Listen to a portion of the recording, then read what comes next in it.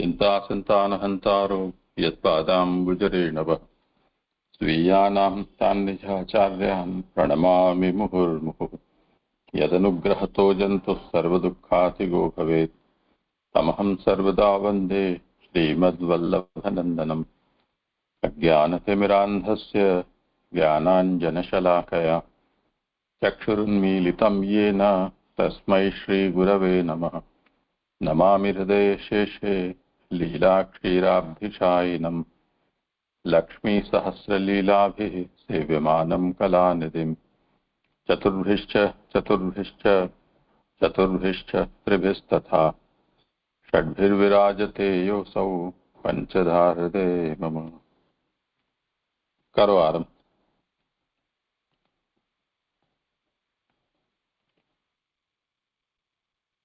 जय जय दंडवत प्रणाम। मैं कविता अग्रवाल पाठन कर रही हूँ। श्री कृष्णाय नमः, श्री गोपी जन बलवाय नमः, श्रीमद आचार्य चरण कमलोभ्यो नमः, श्री गोसाई जी परम दयालवे नमः। श्रीमद भागवत महापुराण के श्री महाप्रभु जी ने 7 प्रकार से अर्थ किए हैं। शास्त्रार्थ, स्कंदार्थ, प्रकरणार्थ, अध्यायार्थ ये निबंध में है और वाक्यार्थ, पदार्थ और अक्षरार्थ ये सुबोधनी जी में है। शास्त्रार्थ समस्त भागवत में वर्णित आनंद में हरि की सभी आनंदमय लीलाएं हैं, यही भागवत का शास्त्रार्थ है। दूसरा स्कंदार्थ भागवत के 12 स्कंद भगवान के 12 अंगों के परिचायक है। तीसरा प्रकरणार्थ हर स्कंद में प्रकरण के अनुसार विभाग किए गए हैं, वो तत्त स्कंद में वर्णित है। प्रथम स्कंद में 3 प्रकरण हैं, हीनाधिकारी, मध्यम अधिकारी और उत्तम अधिकारी। प्रथम प्रकरण 3 अध्याय में वर्णित है, मध्यम प्रकरण 4 से 6 अध्याय में वर्णित है और उत्तम प्रकरण 7 से 19 तक निरूपित है। अभी तक हमने प्रथम और द्वितीय प्रकरण पूरे किए हैं और तृतीय प्रकरण के उत्तम अधिकारी के 11वें अध्याय के हम 1 से 12 तक श्लोक कर चुके हैं। इनमें हम पढ़ चुके हैं कि श्री कृष्ण समृद्ध आनंद देश में पहुंचकर विरह वेदना को शांत करने के लिए अपना श्रेष्ठ पांचजन्य नामक शंख बजाया। भगवान के शंख की वह ध्वनि संसार के भय को भयभीत करने वाली है। भगवान श्री कृष्ण आत्मा राम है, वह सदा सर्वदा पूर्ण काम है। प्रजा हर्ष गदगद वाणी से सबके सुहृद व संरक्षक भगवान की स्तुति करने लगे। वह कहते हैं, जब आप बंधु बांधवों से मिलने हस्तिनापुर या मथुरा चले जाते हैं तो हमारी दशा वैसी हो जाती है जैसे सूर्य के बिना आंखों की। द्वारकापुरी समस्त ऋतुओं के संपूर्ण वैभव से संपन्न व पवित्र वृक्षों एवं लताओं के कुंजों से युक्त थी। अब आगे 13वां श्लोक का मैं पाठन कर रही हूँ। 13वां श्लोक। गोपुर द्वार मार्गेषु कृत कौतुकतोरणाम चित्रध्वज पताकाग्रैरयि अन्ता प्रतिहता तपाम। नगर के महाद्वारों पर, घर घर के दरवाजों पर प्रसन्नता प्रकट करने के लिए तोरण बांधे गए हैं, जहां चित्र विचित्र ध्वजा पताकाएं अग्र भागों पर लगाई गई हैं, जो अंदर के ताप को दूर कर रही हैं। ऐसी द्वारका नगरी में भगवान की सवारी पधार रही है। सुबोधनी जी।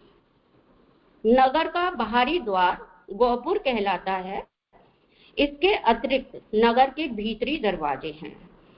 मार्ग में स्थान स्थान पर तोरण बांधे गए हैं। अब यहाँ द्वारकापुरी का उत्सव की जो तैयारी हुई है उसके बारे में बता रहे हैं कि जो बाहर का जो द्वार है उसको गोपुर कहते हैं और जो भीतरी दरवाजे हैं वहां पर स्थान स्थान पर जगह जगह पर तोरण बंधनवार बांधे गए हैं। दरवाजों पर, बाजार के रास्तों पर, बाहर की ओर ऊपरी भागों में तोरण सुंदरता छिटका रहे हैं और जो तोरण है वो बहुत सुंदर लग रहे हैं और अलग ही उनकी सुंदरता छिटक रही है, जिसमें गरुण आदि के चिन्ह हैं, उन्हें ध्वजा कहते हैं, और जहाँ विजय पत्र जिनमें जड़े हुए हैं उन्हें पताका कहा जाता है। उनके अगले भागों में लंबे किए गए विचित्र वस्त्रों द्वारा अंदर का ताप दूर किया जा रहा है, और जो विचित्र है, अनोखे वस्त्र है वहां के, उनसे अंदर का ताप दूर हो रहा है। दोपहर के समय में उन वस्त्रों की छाया मार्ग में पड़ती है, और जब उन वस्त्रों की छाया दोपहर में मार्ग पे पड़ती है तो उनसे छाया मतलब शीतलता आ जाती है, जिनसे अंदर का ताप जो गर्मी है वो दूर हो जाती है। परंतु उनकी शोभा बाहर की ओर हो रही है, और जो उनकी जो सुंदरता है वो बाहर की ओर दिखाई दे रही है। ताप दूर है, यह फल का बाद वाला अंग है। और जो मतलब बाहर, जब वस्त्र बाहर है और अंदर उनकी छाया है तो इससे ताप दूर हो रहा है। अब अंदर की शोभा के विषय में वर्णन किया जा रहा है। जय जय 13वां श्लोक संपूर्ण हुआ। कर लें आगे, किसी को प्रश्न होगा तो पूछिए। महामार्ग रथ्यापणक चत्वराम सिक्तां गंधजलैरुक्तां फल पुष्पाक्षंतांकुरै। नगर के बड़े मार्गों को स्वच्छ किया है, गलियों, बाजारों, चौराहों और प्रांगणों को सुगंधित जलों से छिड़का है। फल, पुष्प, अक्षत और ज्वारे आदि मांगलिक द्रव्य भगवान के स्वागतार्थ उन पथों पर बिखरे गए हैं। ऐसी अनूठी सजी धजी द्वारका में भगवान पधारे। सुबोधनी जी, महामार्ग अर्थात राजमार्ग, रथ्या अर्थात गली, आपण यानी दुकानें, तथा इसी प्रकार प्रांगण मतलब एक तरह के चौक, मतलब खुली हुई जगह है, ये सभी भली भांति प्रकार से स्वच्छ किए गए हैं, जहां पर पानी का छिड़काव किया गया है। सुगंधी जलों से उनका छिड़काव हुआ है, खुशबूदार जलों से उनका छिड़काव हुआ है। नगर भर में समान रूप से यह सब शोभा साज हुआ है। तो ये सब बहुत सुंदर लग रहे हैं। मंगल के लिए फल, पुष्प, अक्षत, ज्वारे अवस्थित किए गए हैं, और ठाकुर जी के मंगल के लिए फल है, फूल है, चावल है और ज्वारे की व्यवस्था की गई है। आंगनों में आम्र फलों से लदी शाखाएं भूमि की ओर झुक रही हैं, और जो आंगन है वहां पर आम के गुच्छे भूमि की तरफ लटक रहे हैं। इसी प्रकार पुष्पों के गुच्छे भी भूमि पर विकीर्ण किए गए हैं, मतलब भूमि की तरफ झुके हुए हैं। अक्षत ऊपर की ओर से भवनों से फेंके गए हैं, और जो वहां के लोग थे वो ऊपर से ठाकुर जी के आने से उनके उत्सव के लिए चावल ऊपर से फेंक रहे हैं। ज्वारे ऊपर की ओर से बरसाए गए हैं, और ज्वारे भी ऊपर से ही डाले गए हैं। इन सभी मांगलिक पदार्थों से श्री प्रभु का स्वागत द्वारका नगरी में हो रहा है। ऐसी सुंदरता छटक रही है प्रभु के आगमन पर। इन सब युक्तताओं के कारण ही तो यहाँ उपताम विशेषण दिया है। अब नगर के अंगों की अलंकृत छवि का वर्णन इस प्रकार करते हैं। श्लोक 15वां। द्वारी द्वारी ग्रहणां च दक्षफलेक्षुभि अलंकृतां पूर्ण कुंभै बलिभि भीर धूप दीप कई। घर घर द्वार द्वारों पर घी, अक्षत, फल, ईख, पूर्ण कलश, भेंट सामग्रियां धूप दीप से श्रृंगारी गई द्वारकापुरी में भगवान कृष्ण पधार रहे हैं। सुबोधनी जी, मूल में चाकार लिखा हुआ होने से सभा, हाट, नगर द्वारों पर वैसी ही शोभा की गई है, मतलब ऐसी ही सजावट की गई है, ऐसा सूचित किया है। मार्ग में रहने वाले अथवा आने जाने वाले तो अंदर की शोभा को नहीं देख सकते हैं, और जो आ रहे हैं और जो जा रहे हैं लोग, वो अंदर की शोभा को नहीं देख सकते हैं। इसलिए अब कहते हैं कि घरों की सजावट की गई है। अथवा नहीं, इस शंका को दूर करने के लिए घर के द्वारों को श्रृंगारा है, मतलब उनकी भी सजावट की गई है। वहां पात्रों में दही भरा है, तो घर के बाहर बड़े बड़े पात्रों में दही भरा है। चावल की फूलियों के डबरे रखे हैं, मतलब चावल की फूलियों की टोकरियां भरी हुई रखी हैं। उन पर फल भी स्थापित है, उनके ऊपर फल भी रखे हुए हैं। दरवाजों के दोनों ओर गन्नों के समुच्चय शोभित है, मतलब उनके भी गुच्छे पूरे शोभित हो रहे हैं, गन्ने भी वहां पर लगाए गए हैं। जल कलश स्थापित किए गए हैं और जल से भरे हुए कलश हैं, वो भी दोनों ओर, घर के दोनों ओर स्थापित किए गए हैं। इस तरह समस्त द्वार सजाए गए, इस तरह घर घर द्वारकापुरी का घर घर सजाया गया है। तात्पर्य यह हुआ कि द्वारका नगरी का सब अवयव अंग अंग अलंकारों से दमदमा रहा है, यह बोध होता है। यहाँ हमें यही ज्ञात होता है कि द्वारका नगरी का एक एक घर अलंकारों से दमक रहा है।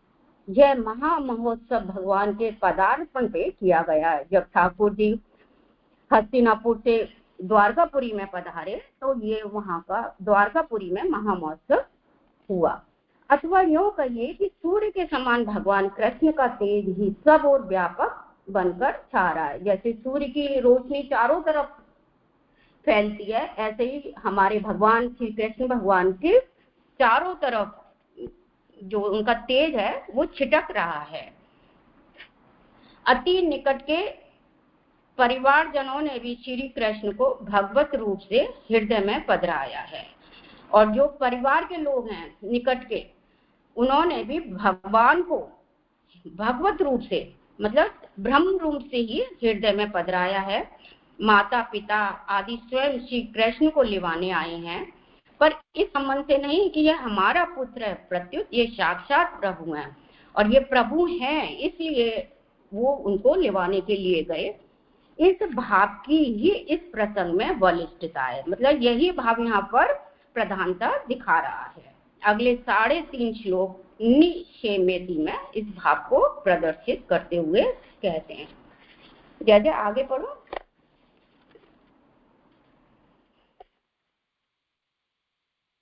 हाँ, किसी को कुछ है नहीं, वर्णनात्मक है श्लोक, करवाना। हाँ। श्लोक 16।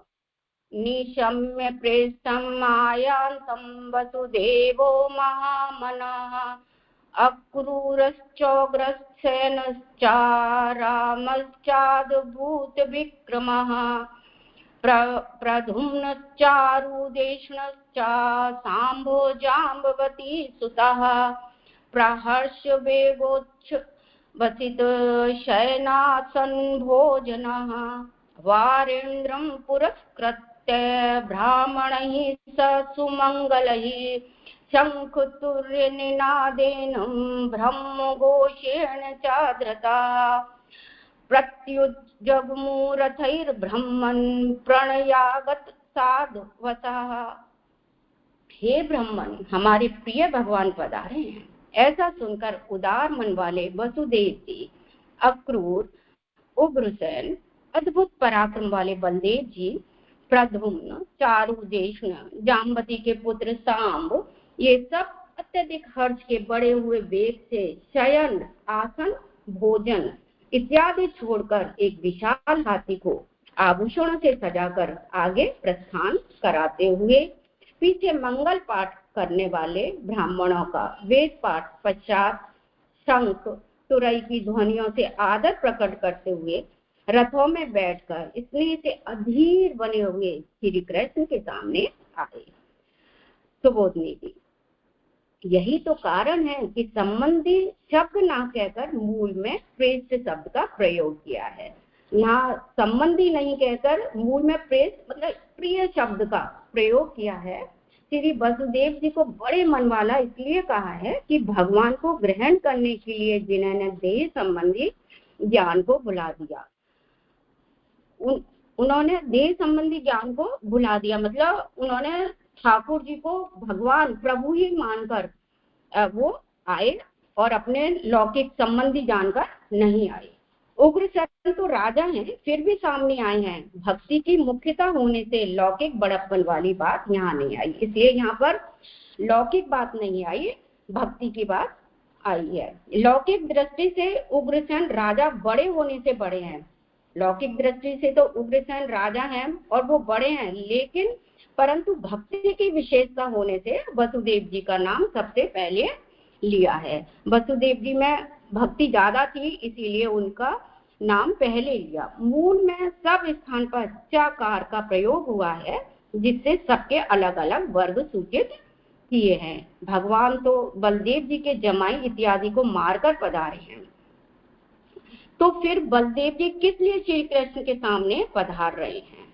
इस शंका का समाधान करते हुए कहते हैं कि बलदेव जी प्राकृत नहीं है, वरन भगवान के ही समान अद्भुत पराक्रम से युक्त हैं। तो बलदेव जी, चाहे ठाकुर जी बलदेव जी के जमाई को मारकर हस्तिनापुर तो आ रहे हैं, लेकिन बलदेव जी प्राकृत नहीं है, इसलिए उन्होंने इसका कोई बुरा नहीं माना, वरन भगवान के समान उनमें अद्भुत पराक्रम से युक्त हैं। कौरवों में उनका स्नेह प्रसिद्ध है, बलदेव जी का जो स्नेह था वो कौरवों में प्रसिद्ध था। उन्हें गदा युद्ध आदि का शिक्षण भी स्वयं बलदेव जी ने ही प्रदान किया था। कौरवों के हित की बात भी वे कहते हैं, परंतु सच बात तो यह है कि दुर्योधन आदि को आपने ही मारा है। लेकिन बात तो सच यह है कि दुर्योधन आदि को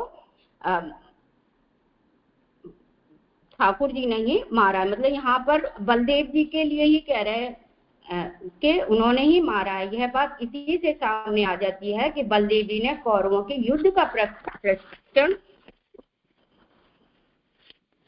तो दिया था, परंतु महाभारत के युद्ध को बंद करवाने में कोई प्रयास या उपाय नहीं किया, उन्होंने कोई उपाय नहीं किया। इसीलिए यहाँ पर ये दिया कि उनके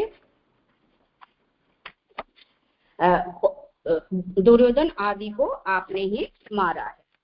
परंतु लोक की समझ के अनुसार बलदेव जी कौरवों के पक्ष में थे। अगर लौकिक दृष्टि से देखें तो बलदेव जी कौरवों के पक्ष में ही थे। ऐसा होना ठीक ही है, क्योंकि बलदेव जी अद्भुत पराक्रम वाले हैं। जाम्बती के पुत्र भी सामने आए हैं। ऐसा जो कहा उसका अभिप्राय है कि शाम को स्त्रियों जैसे आभूषण अच्छे लगते हैं, वे स्त्रियोचित वेशभूषा पहनकर पधारे हैं, अतः व्यास जी ने जाम्बती के पुत्र का विशेषण दिया है। पिता संबंधी और पुत्र सामने आए हैं, उन सब ने भगवान पधार आए हैं। इतना सुनते ही बहुत हर्षित होकर हर्ष के वेग से बहुत प्रयत्न पूर्वक छोड़े गए श्वास के समान भगवान के सामने जाने की गति के अतिरिक्त शयन, आसन और भोजन भी छोड़ दिए। मतलब उनके जो पुत्र है, संबंधी हैं, पिता हैं, उन्होंने सबने अपना जैसी जिसकी स्थिति के चयन कर रहे हैं या आसन में या भोजन, उन्होंने जैसे ही प्रभु का नाम लिया कि वो आ रहे हैं द्वारकापुरी में, उन्होंने उसका परित्याग किया। सोना तमोगुण की अवस्था है, बैठना सत्वगुण की स्थिति है और भोजन करना रजोगुण की प्रवृत्ति है। तो यहाँ पर जो सो रहे थे वो तमोगुण की स्थिति में थे, और जो बैठे हुए थे वो सत्वगुण की स्थिति में थे, और जो भोजन कर रहे थे वो रजोगुण की प्रवृत्ति में थे। तो इन तीनों गुणों की अवस्था को छोड़कर मंगलकारी उत्तम हाथी को आगे करके, उनके जो प्रिय थे, इन तीनों गुणों को छोड़कर एक मंगलकारी एक उत्तम हाथी को आगे करके और मंगल द्रव्यों के साथ ब्राह्मणों को साथ लेकर स्वागत के लिए ये सभी कुटुंब वाले श्री कृष्ण के सम्मुख उपस्थित हुए, उनके स्वागत के लिए आए। बलदेव जी का मन भगवान से जुड़ा हुआ है, तो बलदेव जी तो वैसे ही भक्ति से ज्यादा परिपूरित थे, इसीलिए उनका मन भगवान से ज्यादा जुड़ा हुआ है, और उसी तरह ब्राह्मणों का मन भी भगवान में लवलीन हो रहा है। मतलब वो उन्हीं के बारे में सोच रहे हैं, ठाकुर जी के बारे में। भगवान के साथ में कई प्रकार के बाजे आ रहे हैं, परंतु मंगल के समय बजाए जाने वाले शंख और तुरई वे साथ लाए हैं। ये सब उत्सव ठाकुर जी के मंगल वो हैं, वाद्य हैं, शंख और तुरई, तो उनको वो साथ में लाए हैं, ना कि बड़ापन दिखाने के लिए अन्य वाद्यों को लाए हैं। वेद पाठ के द्वारा मंगल का उद्घोष हो रहा है। मंत्र पाठ पढ़े गए हैं उसकी ध्वनि गूंज रही है। मूल में चकार लिखा होने से मंगलाष्टक इत्यादि का पाठ भी हो रहा है और मंगलाष्टक आदि का पाठ भी ब्राह्मण लोग कर रहे हैं। वे आदर से भरे हुए हैं, इसीलिए पहले से ही सामने आ गए हैं। रथों पर बैठकर शीघ्रता से आ गए हैं। उसका कारण बताते हुए कहते हैं कि उनमें स्नेह के कारण भय उत्पन्न हो गया। मतलब इतना स्नेह भरा हुआ था कि उनको ना डर लग रहा था, भय उत्पन्न हो रहा था। लौकिक पदार्थों के साथ भगवान का स्मरण करने से हर्ष हुआ और उन्हें भगवान आ रहे हैं इसकी खुशी भी हो रही थी, और बाद में केवल महात्म का स्मरण करने से भय उत्पन्न हुआ। भय भी इसलिए हो रहा होगा शायद हमसे कोई गलती ना हो जाए, ठाकुर जी की स्वागत करने में कोई भूल चूक ना हो जाए। यही यहाँ पर विवेक है। जय जय। यहाँ पर मेरा श्लोक संपूर्ण होते हैं। हाँ, अच्छा।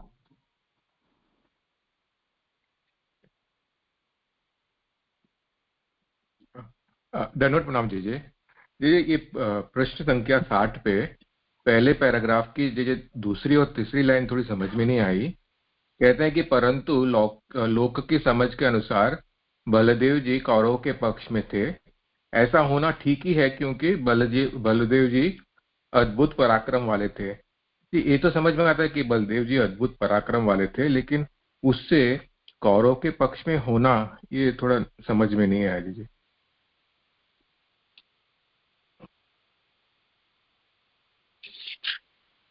इस सांब और लक्ष्मणा का जो प्रसंग हुआ था ना, उस समय इन्होंने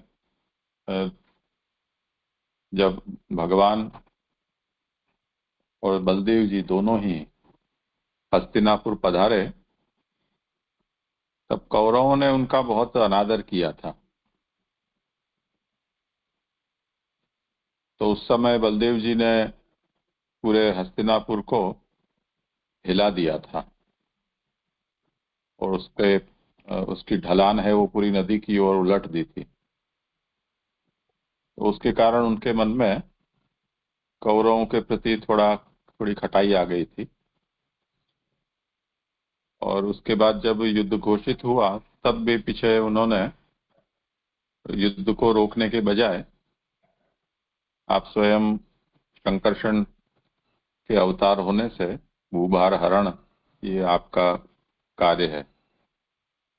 तो इससे महाप्रभु ये आज्ञा कर रहे हैं कि बाहर से देखने में ऐसा लग रहा है कि दुर्योधन इनका प्रिय शिष्य है, इसलिए बलदेव जी कौरवों के पक्षपाती हैं, परंतु भीतर से वो ऐसे नहीं थे।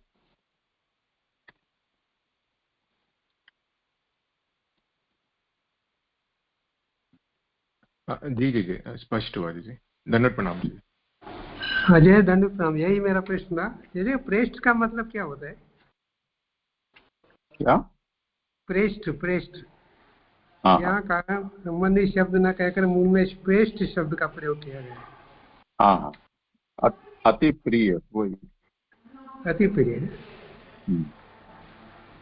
और जैसे एक क्वेश्चन और भी है, जैसे पीछे आ रहा है लास्ट में, स्नेह के कारण भय उत्पन्न हो गया, ये किस प्रकार कृपा आएगा जी? हाँ, करो समाधान आप। जैसे जैसे मुझे लगता है जैसे मेरा आप पाठन हो रहा है, मैं ऐसे समझा सकती हूँ कि मुझे भय भी लग रहा है कि मेरा कैसे पाठन होगा, और अंदर से खुशी भी हो रही है कि जैसे प्रभु वहां पे पधार रहे हैं। तो मुझे भी ऐसा लग रहा है जैसे मैं यहाँ पाठ करूंगी तो मेरा को शुभ होगा। तो ये भय, ये खुशी वाला भय है, ऐसा मैं समझ रही हूँ।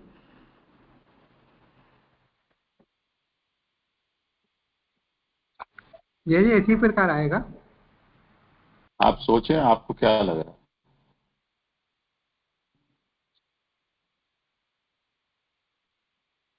है? स्नेह में तो प्रेम होएगा, जैसे भय क्यों बताया यहाँ पे? जैसे डर होता है ना, एग्जाम देने जाते हैं जब अपन को भय भी लगता है, तो वही सिचुएशन वहां के परिवारजनों की हुई है, मुझे ऐसा लगता है। वो वाला भय।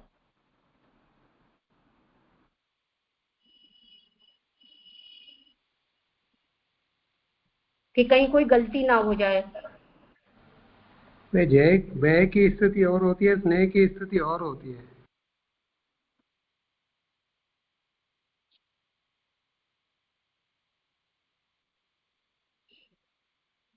जय जय नगद प्रणाम। जय जय, ऐसा हो सकता है कि ये एकदम अलौकिक वातावरण है, मतलब ठाकुर जी पधार रहे हैं तो उनके जो रिलेटिव्स है सब, उनको ऐसा मन में होता है कि कुछ अमंगल न हो जाए। ऐसा होने से भी एक स्नेह भी है और मन में ऐसा भी हो रहा है कि कुछ अमंगल न हो जाए, ऐसा भी उनको मन में फील होता होगा, ऐसा मुझे लग रहा है। जय जय। मेरे नगद प्रणाम। हाँ ऐसा ही। अमंगल का तो कुछ भी उत्सव नहीं हो रहा है वहाँ पे, तो वहाँ तो मंगल ही हो रहा है, ठाकुर पधार रहे हैं।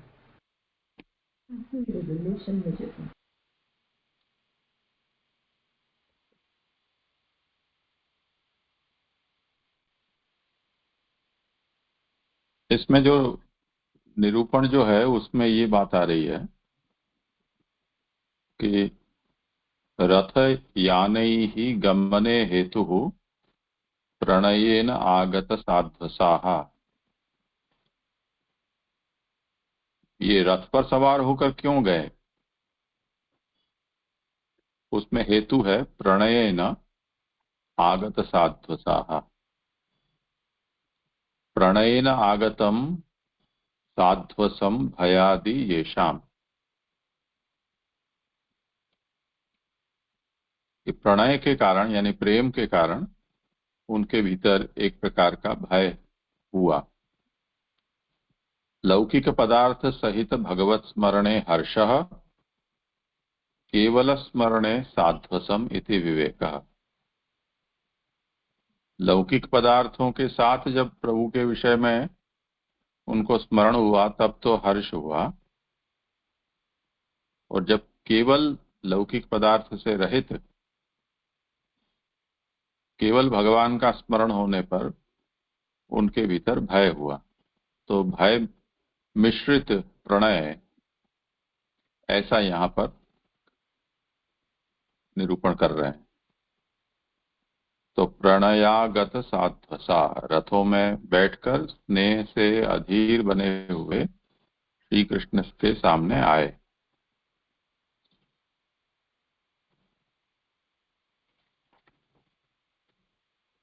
हाँ जय जय, स्पष्ट हो गया। जय जय, दंडवत प्रणाम। जय जय।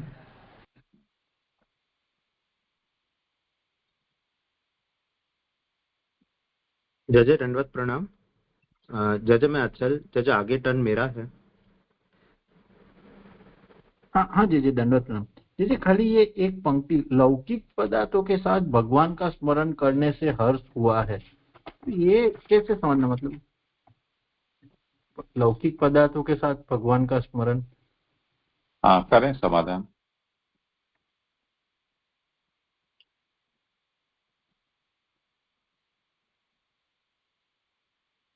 जैसे जैसे आपने अभी समझाया ना कि लौकिक जो पदार्थ है उनके साथ में ठाकुर जी का जब स्मरण हुआ वहां के जीवों का, तो उनको हर्ष हुआ, खुशी हो रही थी।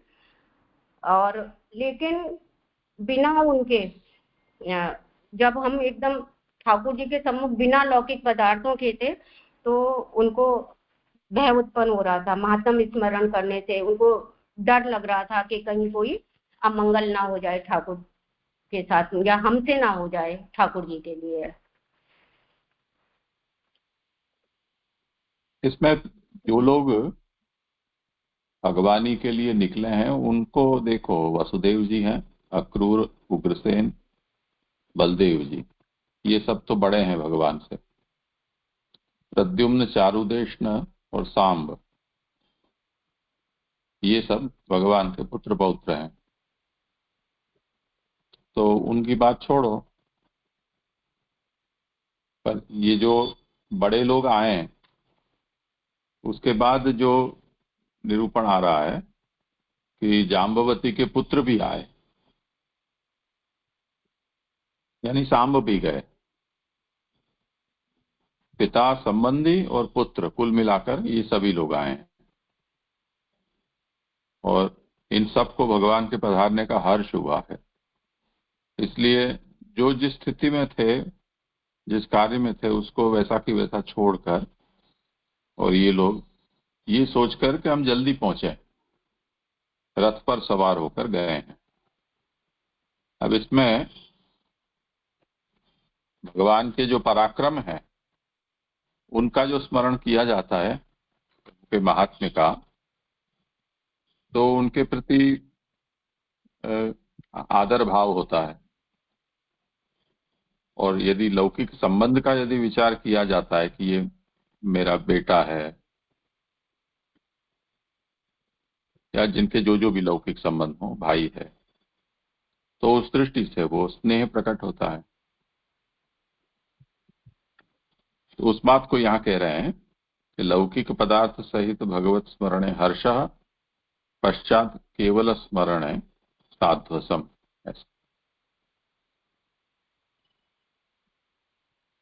हाँ जी। तो जी महात्म्य का स्मरण करने से भय उत्पन्न हो, तो भय नहीं आएगा ना, जैसे आपने समझा, मतलब कुछ प्रिंटिंग में स्नेह के कारण तो भय हुआ, लेकिन महात्म्य का स्मरण करने से भय।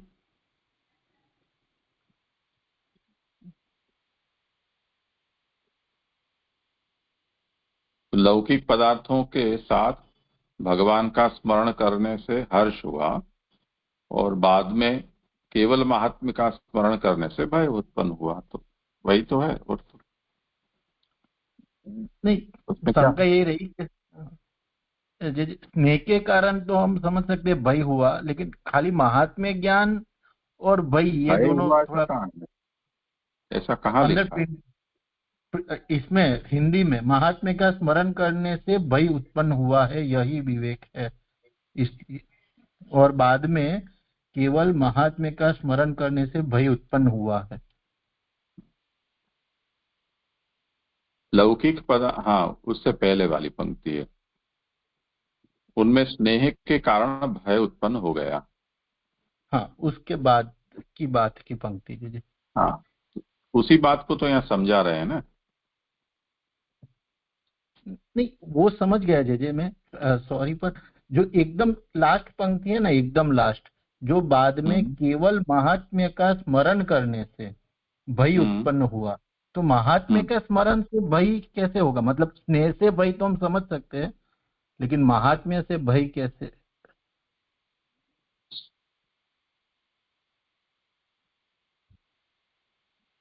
नहीं, पहले तो ये स्पष्ट करो कि भय किस बात का समझ रहे हो, भगवान का भय या भगवान के ऊपर कोई अमंगल हो उसका भय, या खुद के कोई अनिष्ट का भय? भय का क्या मतलब समझ रहे हो? मतलब स्नेह के कारण जो भय है उसमें मैं ऐसा समझ रहा हूँ कि भगवान का ऊपर आने वाला कुछ भय हो, तो कि भाई स्नेह उत्पन्न हुआ तो उसके कारण मतलब बड़ों को वो हुआ, तो कि कुछ अमंगल हो उस कारण से। और महात्म्य का स्मरण करने से भय उत्पन्न हुआ, तो महात्म्य तो मतलब अगर प्रभु का महात्म्य का अगर स्मरण हुआ कोई भी अवस्था में, तो फिर मतलब तीनों में से कोई भी प्रकार का भय कैसे रह सकता है? वो थोड़ा स्नेह के कारण तो समझ सकते हैं, लेकिन महात्म्य के कारण। अब इसमें ये देख लो कि रथों पर बैठकर शीघ्रता से आ गए हैं, उसका कारण बताते हुए कहते हैं कि, उसके बाद इन्वर्टेड कोमा डालो, उनमें स्नेह के कारण भय उत्पन्न हो गया। ये श्लोक का अंश है, चाहो तो उतना को रेखांकित कर लो। तो उनमें स्नेह के कारण भय उत्पन्न हो गया, इस अंश की व्याख्या अब की जा रही है, ये मूल का प्रतीक है। अब यहां स्नेह और भय दो बातें आई हैं। तो लौकिक पदार्थों के साथ भगवान का स्मरण करने से हर्ष हुआ है, और केवल महात्म्य का स्मरण करने से भय उत्पन्न हुआ है, यह विवेक है। तो स्नेह के कारण भय उत्पन्न हो गया, इसकी व्याख्या यहाँ महाप्रभु इस तरह से समझा रहे हैं।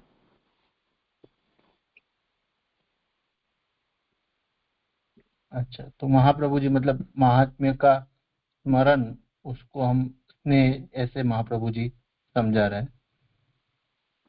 महात्म्य का स्मरण की बात ही नहीं है, लौकिक पदार्थ सहित भगवत स्मरण, यानी ये मेरा बेटा है, ये मेरा भाई है, इस प्रकार का जो भगवान का स्मरण है उससे उनको हर्ष हुआ है।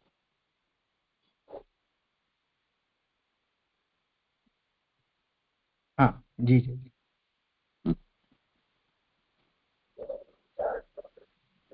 तो ये जो भय है वो कोई भगवान का अमंगल हो उस प्रकार का भय न होकर भगवान से खुद को भय।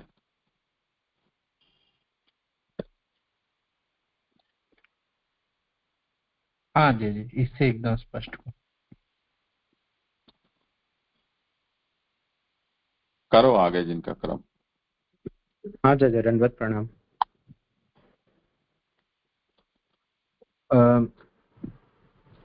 अंदर और बाहर के भेद से केवल विषय सुख को उत्पन्न करने वाले जीव भी भगवान के सामने आए हैं, जिसका वर्णन इस प्रकार है। वार मुख्याश्च शतशो यानैस्तद्दर्शनोत्सुकाः लसत् कुंडल निर्भात कपोल वदनश्रियः। नट नर्तक गंधर्वाः सूतमागधबन्दिनः गायन्ति चोत्तम श्लोक चरितान्यत् भूतानि च।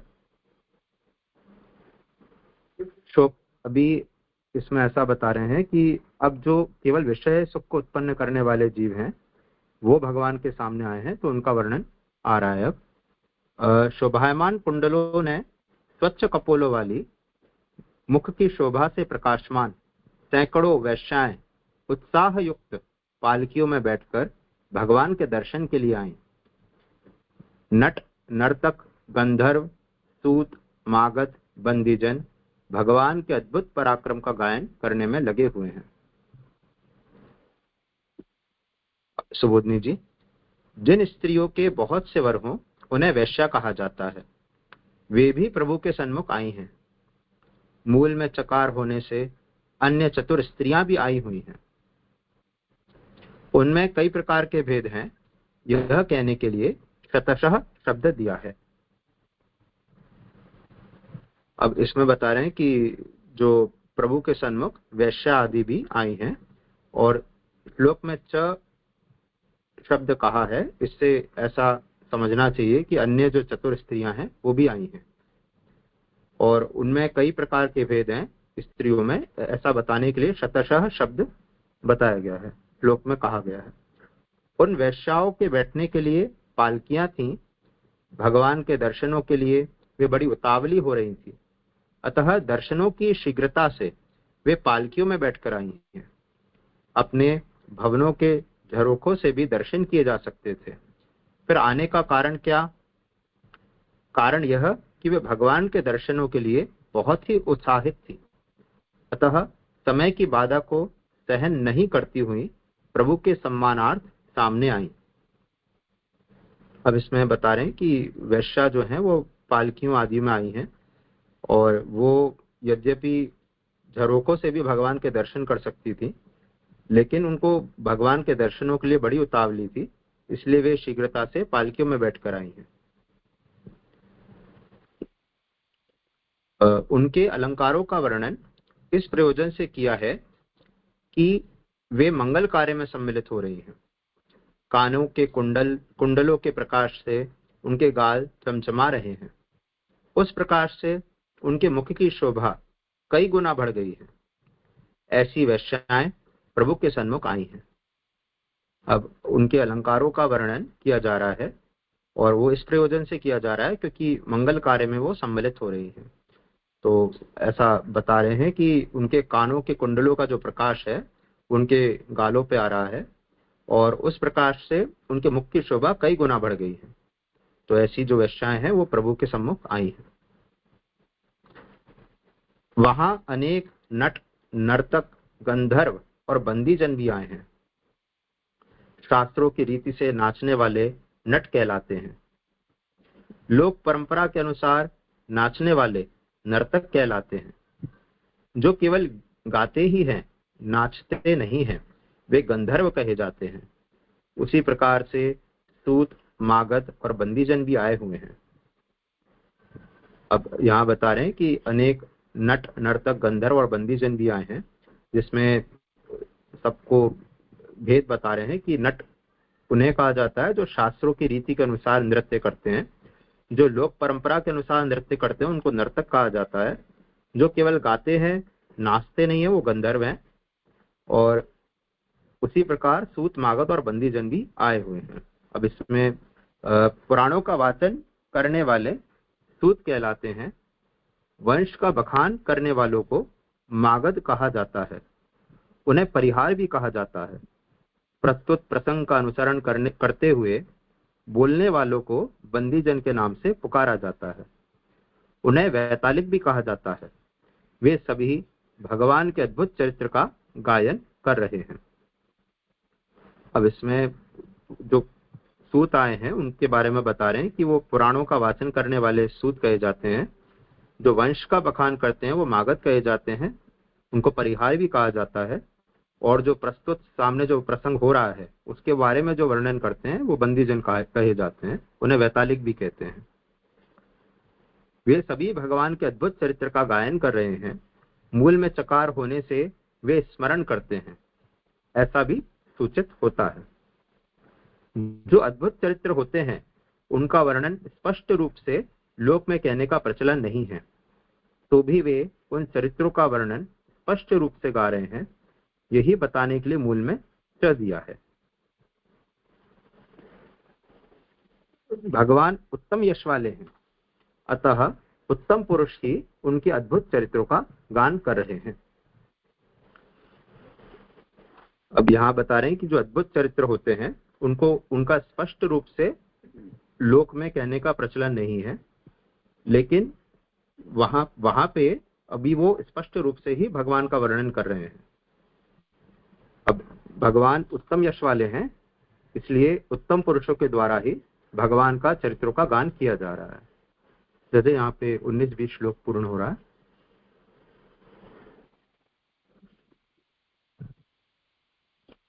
जैसे तो विचार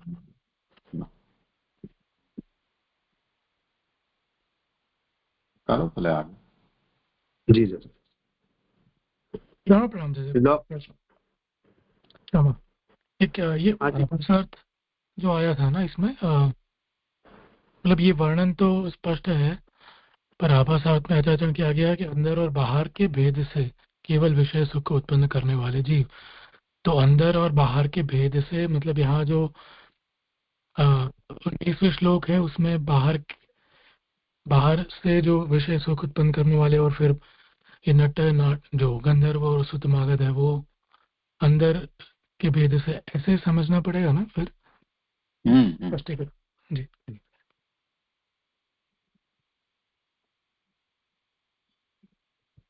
करो जी जी। लौकिक स्वामियों ब्रैकेट में राजाओं के पास जाने के समान श्री कृष्ण के पास जाने वालों को थोड़ा फल प्राप्त नहीं हुआ है, वरन उन्हें जीवन का सर्वस्व ही फल रूप में मिला है, अतः वे सफल हो गए हैं। अब इसमें बता रहे हैं कि जैसे लौकिक राजाओं के पास जाते हैं तो वो कुछ थोड़ा बहुत फल प्राप्त दे देते हैं, धन आदि दे देते हैं, कुछ दे देते हैं, जमीन इत्यादि दे देते हैं। इस तरीके से श्री कृष्ण के पास जाने पर कोई थोड़ा फल उनको प्राप्त नहीं हुआ है, लेकिन उन्हें जीवन का सर्वस्व ही फल रूप में मिला है, अतः वे सफल हो गए हैं। भगवान सत्र बंधूनाम पौराणाम अनुवर्तिनाम यथा विद्युपसंगम्य सर्वेषाम मानम आददे। भगवान ने बंधु रूप, प्रजा रूप और सेवक रूप से अपने सामने आई हुई प्रजा द्वारा यथाविधि सम्मान को ग्रहण किया। सुबोधनी जी, भगवान के सामने आई हुई प्रजा के 3 भेद हैं। कितने ही उनमें बांधव हैं, कितने ही नगरवासी हैं, तो कई सेवक हैं।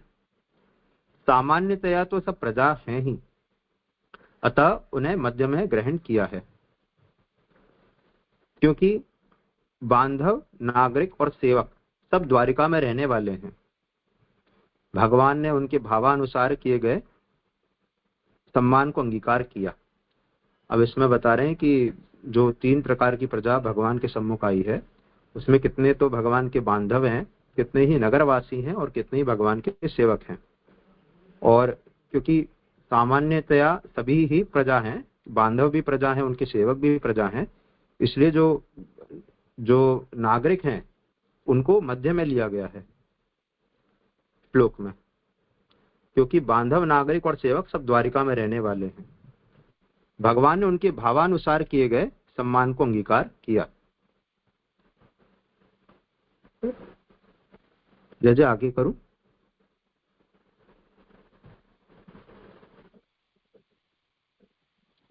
हाँ कर। जैसा कि भगवान ने गीता जी में प्रतिज्ञा की है कि जो व्यक्ति मुझे जिस रूप से चाहता है, मैं भी उसे उसी रूप में चाहता हूं। अतः वहां जो जिस भाव से प्रभु के सामने सम्मान अर्पण कर रहा था, भगवान भी उसे वैसा ही व्यवहार प्रदान कर रहे थे। इसी विषय में आगे वर्णन किया जा रहा है। प्रभ्राभिवादनाश्लेष करस्पर्श स्मृतिक्षणे आश्वास्य चाश्वपाकेभ्यो वरिष्ठाभिमतिर्विभुः। नम्रता, नमस्कार, भेंटना, हस्त स्पर्श करना, हास्य सहित देखना और चाहे गए वरदानों को प्रदान करते हुए भगवान ने चांडाल पर्यंत को आश्वासन दिया। इस प्रकार करते हुए भगवान द्वारिका में पधारे। सुबोधनी जी, जो अत्यंत नम्र हो उसे प्रहृ कहते हैं। इस प्रकार भगवान ने पिता आदि में नम्रता दिखाई है। ब्राह्मणों के लिए नमस्कार किया है, मित्रों से भुजा भर भर मिले हैं, मुख्य सेवकों के शिरों पर भगवान ने अपना श्रीहस्त पधराया है। इसके अतिरिक्त बाकी प्रजा पर मंद हास्य वाली दृष्टि से अवलोकन किया है। सब जन के द्वारा चाहे गए वरदानों को प्रदान करते हुए भगवान ने उन्हें आश्वासन दिया है। इस प्रकार अपने विरह से उत्पन्न हुए कष्ट को दूर किया है। अब इसमें बता रहे हैं कि जो अत्यंत नम्र हो उन्हें प्रहृ कहते हैं, जो श्लोक में कहा गया है। और इसी प्रकार भगवान ने पिता आदि में नम्रता दिखाई है, जो भगवान उनके भावानुसार सबका सम्मान कर रहे हैं। तो उसके बारे में बताया जा रहा है कि पिता आदि में नम्रता दिखाई है, ब्राह्मणों के लिए नमस्कार किया है, मित्रों से भुजा भर भर के मिले हैं और जो मुख्य सेवक हैं उनके शीश पर अपना हस्त पधराया है। इसके अतिरिक्त बाकी प्रजा पर मंद हास्य वाली दृष्टि से अवलोकन किया है। सब जन के द्वारा चाहे गए वरदानों को प्रदान करते हुए भगवान ने उन्हें आश्वासन दिया है। इस प्रकार अपने विरह से उत्पन्न हुए कष्ट को दूर किया है। मूल में चकार होने से जिनने भगवान के सामने अपने दुख का निवेदन किया है, भगवान ने उसे भी दूर किया है। इस प्रकार चांडाल पर्यंत सबके दुख का भगवान ने निवारण किया है। यहाँ तक कि सब साधनों के करने के बाद भी जो विषय नहीं मिल सकते, वे भी भगवान ने प्रदान किए हैं। इस प्रकार भगवान ने उन्हें इच्छित वरदान दिए हैं। अब इसमें आगे बता रहे हैं कि जो भगवान के सामने जिनने अपने दुख का निवेदन किया है, तो भगवान ने उनके दुखों को दूर किया है। इसलिए जो चांडाल पर्यंत सभी के दुखों को भगवान ने निवारण किया है। और जो सारे साधनों करने के बाद भी जो विषय प्राप्त नहीं हो सकते थे, वे भी भगवान ने अपनी प्रजा को प्रदान किए हैं। इस प्रकार भगवान ने उन्हें इच्छित वरदान दिए हैं। मूल में एक और चकार भी है, जो मूल श्लोक है उसमें एक और चकार दिया गया है, जिसका तात्पर्य यह है कि इसके अतिरिक्त भी जिसने जो जो चाहा प्रभु ने वह सब प्रदान किया। इन सब विषयों को प्रदान करने का कारण यह है कि प्रभु सर्वसमर्थ हैं, सब कुछ दे सकने की सामर्थ्य उनके पास है। अब यहाँ पे ऐसा बता रहे हैं कि इसके अतिरिक्त भी जिसने भी जो जो चाहा है वो भगवान ने प्रदान किया है। और ये सब प्रदान करने का कारण ये है कि प्रभु सब कुछ देने में समर्थ हैं, सर्वसमर्थ हैं। जय आके करूं।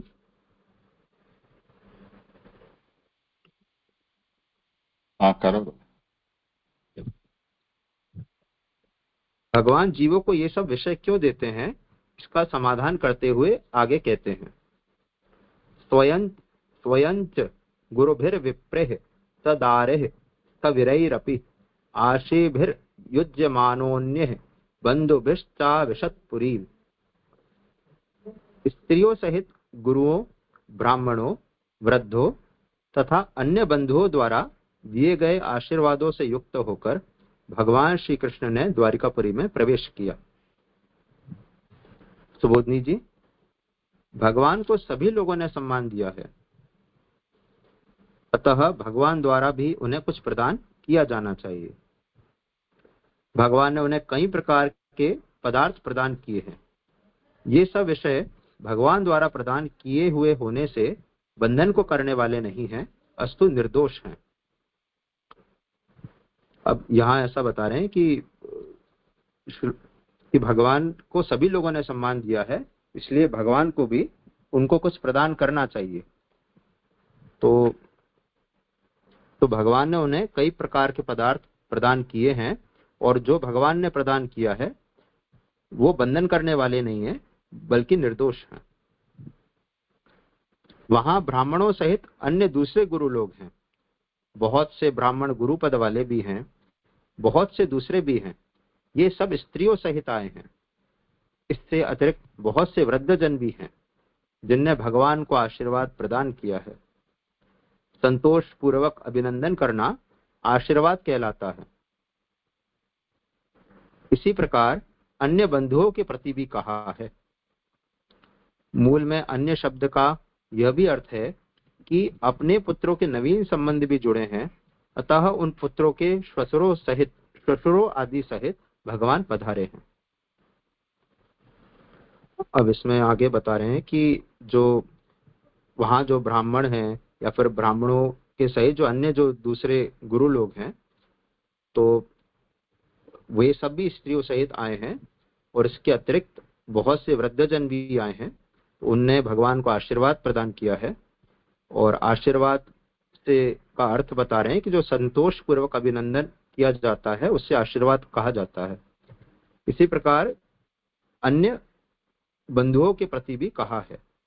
और मूल श्लोक में जो अन्य शब्द आया है उससे बता रहे हैं कि अभी जो भगवान के पुत्रों के नवीन संबंध भी जुड़े हैं, तो उन पुत्रों के श्वशुर आदि भी भगवान के आदि सहित भी भगवान पधारे हैं। यहाँ यदि यह शंका उत्पन्न हो कि पूर्व में पधारने वाली बात तो पहले ही बता दी गई है, अतः यहाँ तो यह कहा जाना चाहिए था कि पूर्व में पधारते हुए भगवान का आशीर्वाद दिए गए, और कितने ही बंधुओं सहित भगवान पधारे हैं, यह बात भी बतलानी चाहिए थी। यह सब कुछ न बतलाकर भगवान पूर्व में पधारे, यही क्यों कहा गया। अब यहाँ ये शंका उत्पन्न हो रही है कि जो भगवान पूर्व में पधार रहे हैं, नगरी में द्वारिका जी में पधार रहे हैं, तो ये बात तो पहले से आ चुकी है। तो यहाँ पे तो ऐसा कहना चाहिए था कि पूर्व में पधारते हुए भगवान को आशीर्वाद दिए गए, और कितने ही बंधुओं सहित भगवान पधारे हैं, ये भी बतलानी चाहिए थी।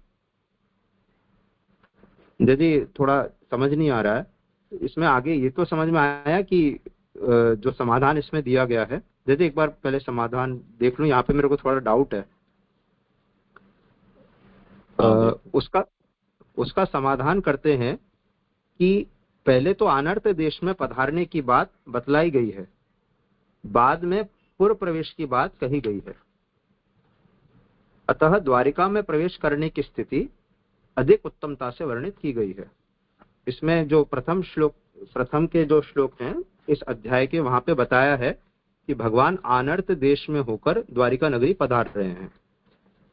तो अतः द्वारिका में प्रवेश करने की स्थिति अधिक उत्तमता से वर्णित की गई है। अतएव जो अनर्थ देश में जो वर्णन आ रहा था उससे और अधिक उत्तमता की स्थिति जो है वो द्वारिका नगरी में बताई गई है प्रवेश करने की। यह बताने के लिए ही भगवान द्वारिकापुरी में पधारे ऐसा कहा है। पूर्व में पधारने मात्र से ही सर्वोत्तम पने की सिद्धि हो गई, तब तो स्तोत्र आदि किए जाने सब व्यर्थ हैं। इस शंका का समाधान करते हैं कि उन स्तोत्रों में केवल भक्ति की प्रधानता है। वे स्तोत्र कहने वाले सब भक्ति से परिपूर्ण हैं, यह सूचित किया है। अब ये बता रहे हैं कि भगवान पूर्व में पधारने मात्र से ही सर्वोत्तम पने की सिद्धि हो गई है, तब तो स्तोत्र आदि किए जाने सब व्यर्थ हैं। जैसे इससे मेरे को यहाँ पे ऐसा समझ में आ रहा है कि भगवान जब पधार रहे हैं जहाँ पे, तो वहां पे तो खुद ही सर्वोत्तम पना आ गया, तो स्तोत्र आदि फिर जो हो रहे हैं उनका क्या प्रयोजन है। तो इस शंका का समाधान करते हुए ऐसा बताया जा रहा है कि वो स्तोत्र कोई मतलब मंगल कारक आदि की प्रधानता नहीं होते हुए भक्ति की प्रधानता है, इसलिए वो भक्ति से परिपूर्ण है, यह सूचित किया है। जैसे ऐसा मुझे यहाँ पे तात्पर्य लग रहा है। आगे आप श्री बताइएगा। और इससे पहले जो आया, जो इससे पहला जो पैराग्राफ था कि यदि यह शंका उत्पन्न हो कि पूर्व में पधारने वाली बात तो पहले ही बता दी गई है, तो इससे ऐसा लग रहा है कि आनर्त देश में तो प्रभु जो पहले पूर्व में पधारने वाली बात बताई गई वो आनर्त देश की बताई गई। अतः यहाँ तो यह कहा जाना चाहिए था कि पूर्व में पधारते हुए भगवान को आशीर्वाद दिए गए और कितने ही बंधुओं सहित भगवान पधारे हैं, यह बात भी बतलानी चाहिए थी। यह सब कुछ न बतलाकर भगवान पूर्व में पधारे, यही क्यों कहा गया। तो भगवान पूर्व में पधारे, तो यहाँ पे जो पूर्व में पधारे श्लोक में कहा गया है, ये द्वारिकापुरी में पधारने के लिए कहा गया है, ऐसा यहाँ समझ आ रहा है। तो इसलिए जो इसको ऐसा रिपीटिशन नहीं समझना चाहिए कि पहले जो आ चुका है वापस क्यों आ रहा है। तो पहले जो बताया है वो आनर्त देश के बारे में बताया है, और अभी जो आ रहा है वो द्वारिकापुरी में पधार रहे हैं, ऐसा समझ जैसे मेरे को आ रहा है। आगे जैसे आप श्री बताइएगा। बस ठीक है, यही बात है जी।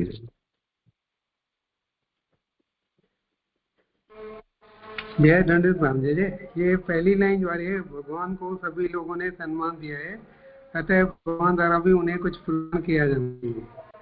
भगवान ने उन्हें कई प्रकार के पदार्थ प्रदान किए हैं, ये सब विषय भगवान द्वारा प्रदान हुए, उन्हें बंधु करने वाले नहीं है, अस्तु निर्दोष है। तो जैसे भक्ति प्रदान किए ठाकुर ने, ऐसा ही आएगा जैसे पीछे के शब्द आपके कट गए। ये पंक्तियां आ रही है पहली लाइन में, भगवान को सभी लोगों ने सम्मान किया है, अतः भगवान द्वारा भी उन्हें कुछ प्रदान किया जाना चाहिए। भगवान ने कई प्रकार के पदार्थ प्रदान किए हैं, ये सब विषय भगवान द्वारा प्रदान किए हुए, उन्हें से बंधन को करने वाले नहीं है, अस्तु निर्दोष है। निर्दोष है से क्या तात्पर्य है, और भक्ति है क्या है, ये क्या समझना चाहिए। करो समाधान। अच्छा, हाँ जैसे निर्दोष है तो जैसे लौकिक जो चीजें रहती है उनमें वो दोष सहित होती हैं सारी, जो भगवत संबंधित चीज हैं वह लौकिक हैं, ये त्रिगुण आदि से उनमें नहीं रहते हैं, भगवान निर्गुण हैं। तो ऐसे कोई जैसे आता है, सुदामा जी का भी ऐसा चरित्र सुना है कि उनको भी जो भगवान ने दिया भवन, तो वो भगवान एक समय इंद्र हुए थे, तो वो भगवान ने अपना जो प्रसाद रूप से जो भवन था वो सुदामा जी को दिया, तो जिससे वो बंधन कारक नहीं होता। तो भगवान द्वारा जो भी प्रदान की हुई चीजें रहती हैं वो बंधन को देने वाली नहीं होती, ऐसा मुझे समझ में आ रहा। जैसे महाप्रभु जी भी आज्ञा कर रहे हैं कि सर्वम समर्पितम भक्त्या, तो भगवान से जो चीजें जुड़ जाती हैं तो वो गंगा रूप जैसे हो जाती है, उनमें फिर जो मिलने के बाद कोई दोष इत्यादि नहीं रह जाते। तो भगवान निर्गुण है, उनसे जो भी उनके द्वारा प्रदान की जाती चीजें भी निर्गुण हो जाती हैं, वो बंधन को करने वाली नहीं होती, ऐसा मुझे समझ में आ रहा। ये पद से क्या लेना चाहिए अपने? जी नहीं, हेलो। ये आ रही है नए पंक्ति आ रही है, कई प्रकार के पदार्थ प्रदान किए हैं। कई प्रकार के पदार्थ में क्या लेना चाहिए अपने को? द्वारका वासियों को तो सब कुछ भगवान ने ही दिया है ना, कपड़े लत्ते अनाज घर सब कुछ भगवान का ही दिया हुआ है। बनी बनाई तो पुरी में उनको केवल मथुरा से लाकर प्रवेश करा दिया है। सब कुछ भगवान का दिया ही हुआ है, उसी से वो भगवान का यहाँ सम्मान कर रहे हैं। तो प्रश्न यहाँ उठा है कि भगवान ने उनको क्यों दिया, तो इसीलिए कि जो दिया है उससे वो भगवान की सेवा करें।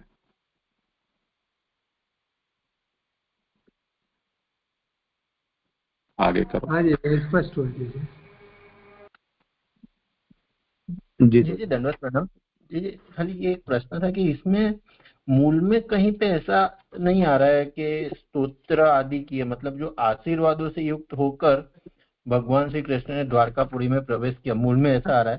तो यहाँ स्तोत्र आदि की बात किस तरह से मतलब महाप्रभु जी जोड़ रहे हैं कि स्तोत्र आदि किए जाने सब व्यर्थ है पूर्व में पधारने मात्र से, और वो स्तोत्रों में केवल भक्ति की ही प्रधानता है, वे स्तोत्र कहने वाले। तो ये मतलब मूल के आवाज कब उठाई? समझ। आवाज नहीं आ रही। हाँ हाँ, मतलब जैसे मूल में तो इतना है कि आशीर्वाद से युक्त होकर भगवान ने द्वारकापुरी में प्रवेश किया, लेकिन सुबोधनी जी में जो श्री महाप्रभु जी समझा रहे हैं कि पूर्व में पधारने मात्र से ही सर्वोत्तम पने की सिद्धि हो गई, तो स्तोत्र आदि किए जाने सब व्यर्थ है। तो ये स्तोत्र इसमें किस तरह रेफरेंस है, मतलब स्तोत्र भक्ति की प्रधानता से ही हुए हैं, तो ये मूल में किस तरह से इसको समझना, मतलब स्तोत्र आदि भक्ति से परिपूर्ण है।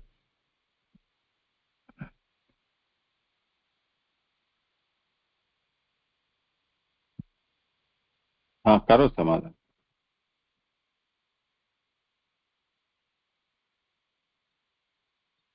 अब मूल में शायद एग्जैक्टली तो नहीं पता, लेकिन मुझे ऐसा लग रहा है जैसे ऐसा आ रहा है ना कि ब्राह्मणों मतलब सभी ने भगवान को आशीर्वाद दिया है, और ऐसा आशीर्वाद युक्त होकर भगवान द्वारिकापुरी में प्रवेश कर रहे हैं।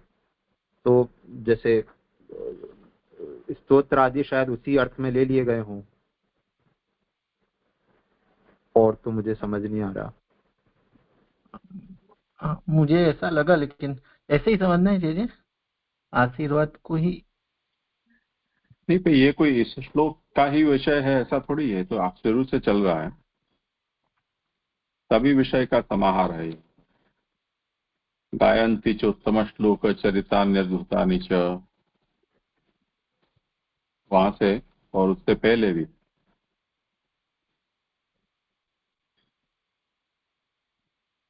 सबका ही विषय है। अच्छा हाँ हाँ जी। तो जी इतना ही समझना कि ये स्तोत्र में मतलब उनकी कोई स्वार्थ वृत्ति नहीं है, भक्ति के कारण ही स्तोत्र हुए, मतलब ओवरऑल इतना ही ये समझ। हाँ हाँ प्रणाम जी। प्रणाम दीजिए। दीजिए यहाँ पे जो आशीर्वाद को जो समझाया है, वो समझा रहे हैं कि संतोष पूर्वक अभिनंदन करना आशीर्वाद कहलाता है। ये जो पूर्व के 10वें अध्याय में 18वें श्लोक में हमने वहां पे भी ये विषय आया था कि ब्राह्मणों ने भगवान को आशीर्वाद दिए थे। तो वहां पे आशीर्वाद को ऐसे समझाया था कि यानी जिसके पास कुछ न हो उससे प्रदान करने वाला आशीर्वाद होता है। और वहां पे हमने प्रभु के विषय में ये समझा था कि वो जो ब्राह्मणों ने जो दिए थे वो अनुवाद मात्र थे, क्योंकि प्रभु में तो पहले से सब कुछ थे। तो वहां पे ये आशीर्वाद इस तरह से यानी समझाया, और यहाँ पे इसे दोनों में कैसे समझना दीजिए। जो वहां कहा है उसी को यहाँ समझ लो ना, अलग से उसका तात्पर्य क्यों सोचना चाहिए। जी जी कि यहाँ पे क्योंकि ऐसा समझा रहा है कि संतोष पूर्वक अभिनंदन करना, यानी ये भी उसी प्रकार जो उन प्रभु में जो है उसी का अनुवाद कर रहे हैं, ऐसे ही समझना जी जी। स्पष्ट हुआ। धन्यवाद प्रणाम जी।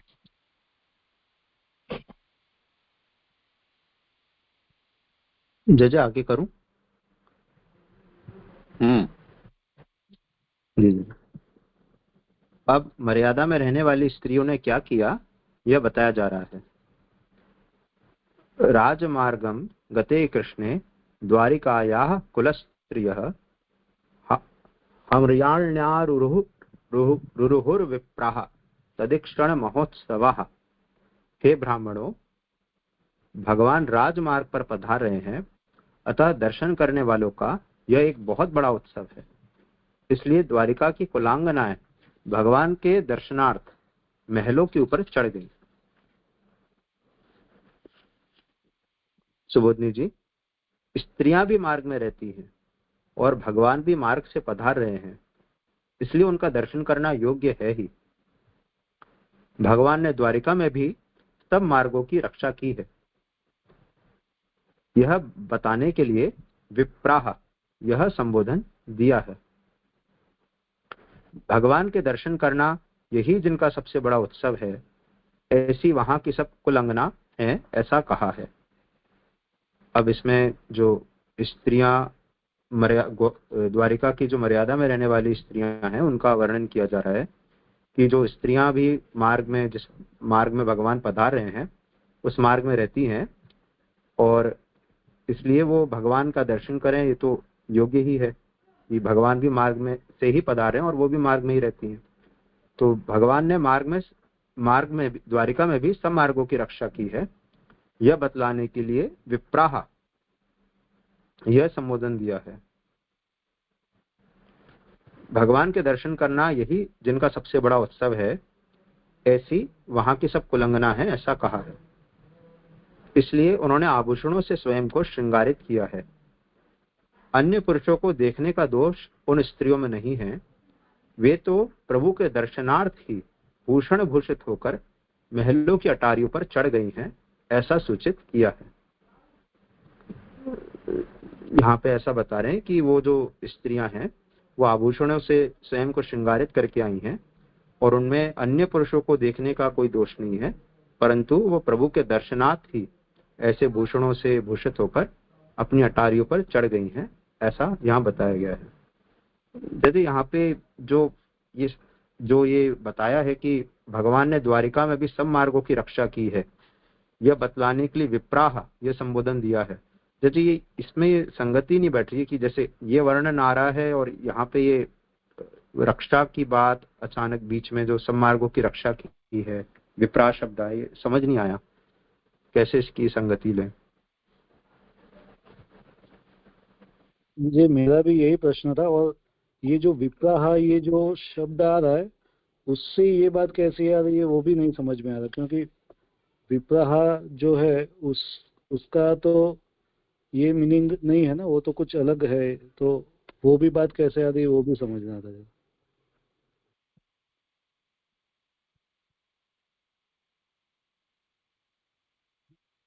ये विप्राह संबोधन किसके लिए है? हाँ, वो ब्राह्मण के लिए ही है ना जी, मुझे ऐसा समझ में आ रहा है। कौन ब्राह्मण और कौन संबोधन कर रहा है ये पहले तय कर लो। जैसे पूर्ण द्वारकापुरी की रक्षा की इसलिए आ रहा है। जैसे ये स्त्रियां वर्णन कर रही हैं भगवान के लिए विप्राह कि ऐसे भगवान हैं जिन्होंने सब मार्गों की रक्षा की है, ऐसा समझना चाहिए। अरे ये सूत जी बोल रहे हैं ना, सूत शौनक को कह रहे हैं। अच्छा अच्छा अच्छा, ठीक है। तो हे ब्राह्मणों, सूत जी बोल रहे हैं शौनक आदि ब्राह्मणों को। जी जी। तो यहाँ विप्राह ऐसे क्यों उनको संबोधित किया सूत जी ने बीच में? जी, उसके लिए ये कह रहे हैं कि भगवता द्वारकायामपि सर्वे मार्गाः रक्षिताः इति ज्ञापयितुम्।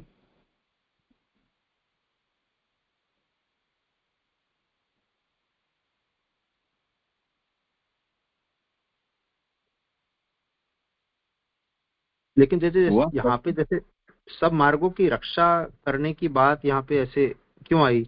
अभी तो जैसे ये वर्णन आ रहा था कि सब भगवान के, जो भगवान की उसका वर्णन आ रहा था कि सब दर्शन करने आ रहे हैं, और यहाँ पे भी जैसे स्त्रियों का आ रहा है, तो अचानक जैसे स्त्रियोपि मार्गस्थाः भगवानपि मार्गस्थः। जी अब जो मर्यादा स्थित स्त्री हैं उनकी बात हो रही है। ये मर्यादा शब्द है वो श्लेष में है।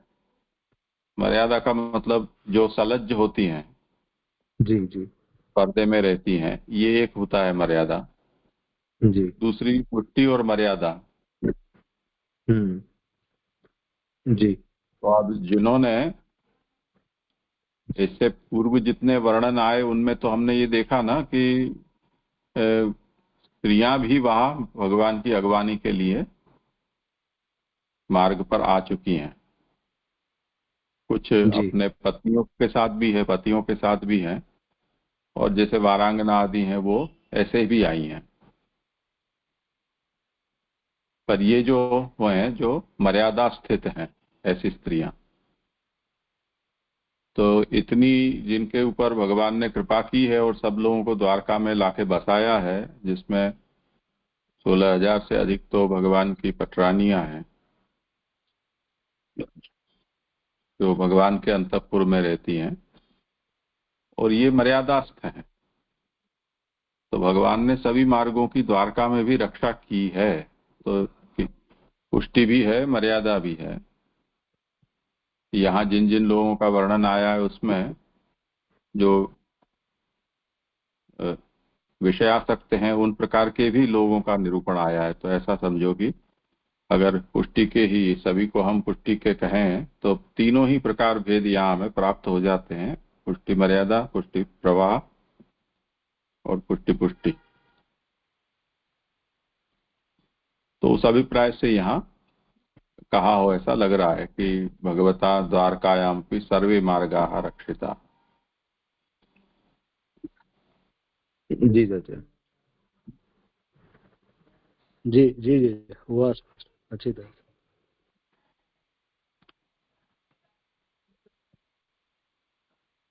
जैसे यहाँ मेरा जैसे क्रम पूरा हो रहा है 24वें श्लोक पे। अच्छा, दंडवत प्रणाम जैसे। ठीक है, तो यहाँ विराम।